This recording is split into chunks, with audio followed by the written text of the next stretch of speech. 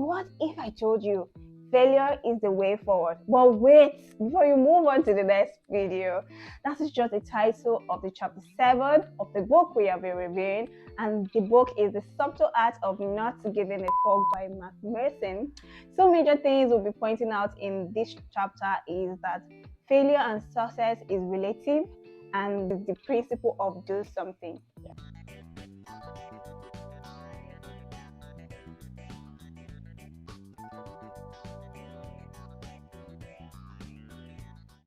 So, do you know this chapter? This is the chapter 7.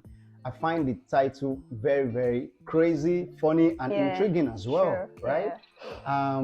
When you see the title, you'll be like, what's this? But when you go in deeper, you understand more about what he's trying to say. So Mark started the chapter by telling us a story about himself, how he had a very rough start after college, living from paychecks to paychecks, living from couch to couch, and trying to just find himself.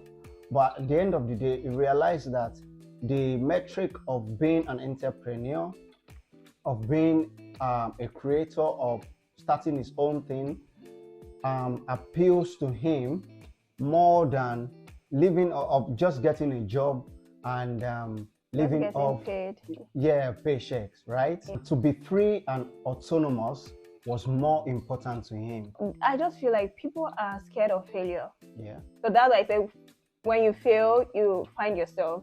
And I want to point out a point here. It says failure itself is a relative concept, and you can make plenty of money and be miserable, just as you could be broke and be pretty happy. So why use money as a means to measure my self-worth? Yeah, same as Mark, right? Yeah. He could have just gotten a job and just earn money, but that wouldn't make him happy. Yeah. To be an entrepreneur, to be a creator was more important to him. To create something. Yeah. And this will give us leverage. Self-improvement, basically, because he pointed out something here. It says improvement at anything is based on thousands of tiny failures, and the magnitude of your success is based on how many times you have failed at something. If someone is better than you at something, then it's likely because he or she has failed at it more than you have. I'll give you 3 examples or 2 examples. That's super true. Shaw, Alakija, Abraham Lincoln, even Thomas Edison. All these people are pioneers of success. Yeah. They didn't get it right the first time. They had to.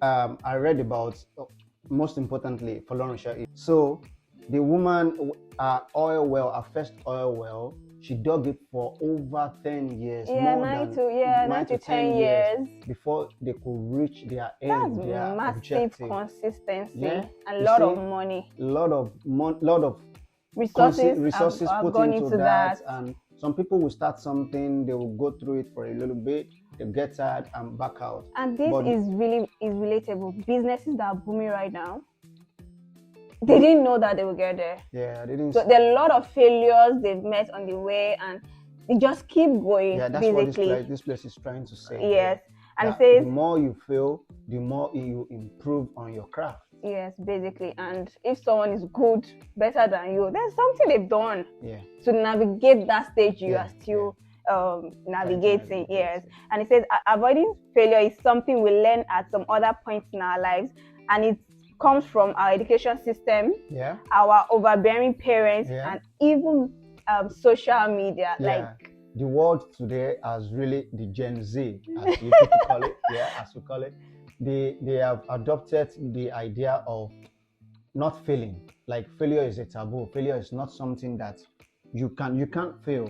And even our social media, our parents. There are some parents that they want you to be a doctor, they want you to be an engineer, they want you to follow their own steps. They put a lot of pressure on you, and when you fail, you just become miserable. Like even you on have social media as that well. self-esteem, like Yeah. you won't be happy with yourself, like Yeah.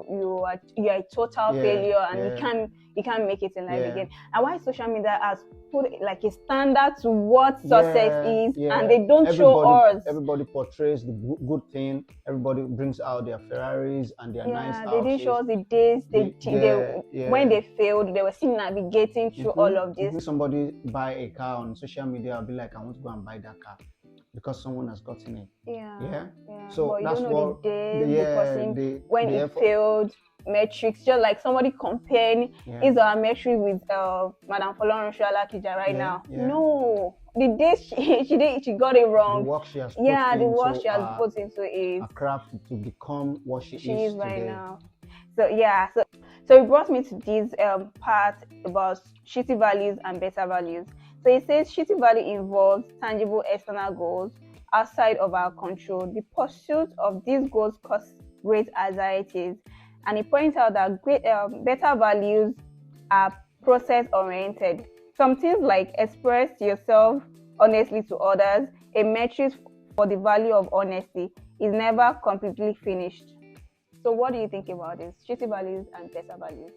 Yeah, shitty values are values that they don't define us at the end of the day, and better values are the ones that define us. They are the continuous ones. They are honesty, their integrity, they are helping others. Those are better values. But shitty values are like, I won't really call them shitty, but at the end of the day, when you put all your energy into buying houses and buying cars and all of those things, they are good, but they are necessity.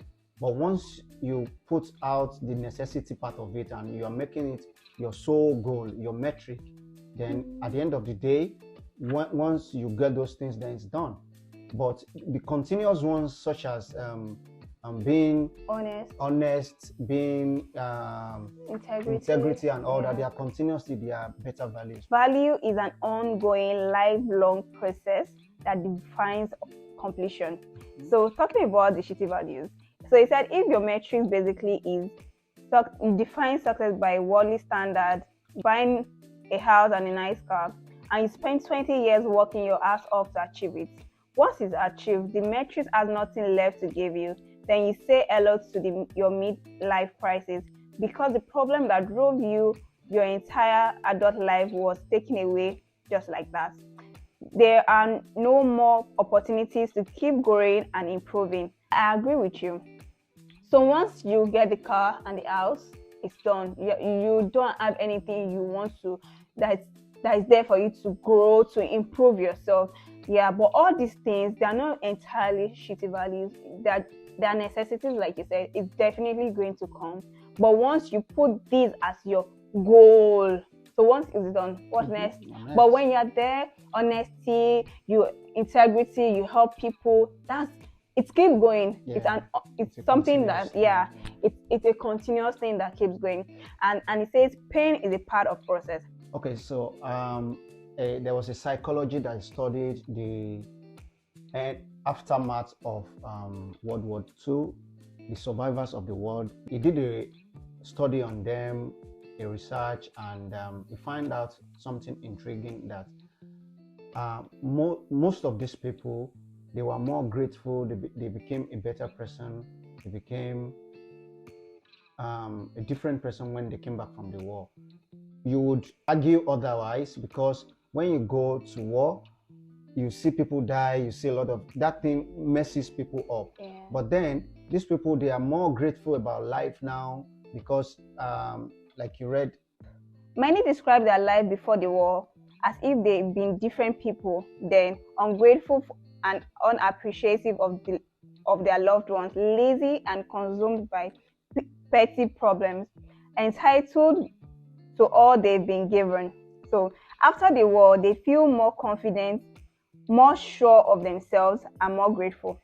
So basically, the war makes them see the things they've been enjoying that they weren't grateful for. And this happened to us. Probably when someone has a good job, the luxury life you are exposed to. When you lost your job, you understand those things that you have access to the good life, you don't have, then you know that there are people out there too that are in that situation. They don't have. You go through a surgery. Yeah, when you go through a surgery, you appreciate life better, good health better. Someone that does not have food on their table, and you used to have these things. You understand these little things better. Look on to the do something principle. So, and this is where Mark Manson was summarized what is one of his math teacher used to tell him then. So my math teacher, Mr. Peckwood, used to say, if you are stuck on a problem, don't sit there and think about it. Just start working on it, even if you don't know what you are doing. The simple act of working on it will eventually cause the right idea to show up in your head. Relating this back to Folorunsho Alakija and all the pioneers of success we talked about, these people never stopped. Yeah. They started, they did something, and when they didn't get it right, they didn't stop. They kept going. Yeah. That's the principle of do something that don't just sit there and just mop about it. How am I going to just start it? If you don't get it wrong, you still keep doing it and you get it right. There is a famous novelist who had written over 70 novels. Someone asked the novelist how he was able to write so consistently and remain inspired and motivated. He replied, 200 crappy words per day, that is it. The idea was that if he forced himself to write 200 crappy words more often than not, the act of writing would inspire him, and therefore he knew it, and he would have thousands of words written on his page. So this is like a standard he has given himself. I'm going to do this daily. Consistency. And it says the do something principle not only help us overcome procrastination, but it's also the process by which we adopt new values. That something can be the smallest variable action towards something else. It can be anything. It can be channels into our studies, work, relationship. It can be anything at all. So far we set our mind into it. This is the something I need to do. Just start doing it. When you do something wrong, you start again till you get it right, basically. And our take from this chapter 7, I'm going to read it out. Life is about not knowing and then doing something anyway. All of life is like this. It never changes. Even when you are happy, even when you are farting fairy dust, even when you win lottery and buy a small flick of jet ski, you still won't know what you are doing. Don't ever forget that. Don't ever be afraid of it. Just get onto it and do that thing you really love. Even though you're making mistakes, you get it wrong, you fail at it, just keep going and you get to your desirable destination, basically. And for me, you know what they say about curiosity? They say it kills a cat. But for me, I don't believe in it. I am a very curious person. I want to know why.